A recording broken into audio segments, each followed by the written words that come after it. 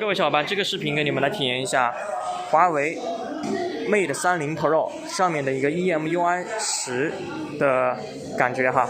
我们首先看到这么一个操作的一个手势，基本上跟上一代没有什么区别，都是这样可以返回，然后这样长按就是进入一个多任务。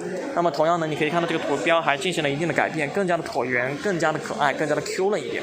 在一些里面呢，也发生了一些细微的变化。具体的呢，我们就不去过多的讲解了，大家可以仔细在这里面观察。小易是华为的这么一个语音助手。好，那大家再来看看它的一些设置，储存、电池，还可以支持反向充电，它支持40瓦的快充，那个27瓦的无线快充以及反向充电。好，我们再来看一看这些其他的变化，比如说。其实在这个天气或者日历里面呢，能够很明显的看出来。我们进入咱们的日历，日历是这个样子的，然后进入咱们的天气，天气的话就直接从这里进去好了。这是闹钟哈，这是闹钟的一个设置界面。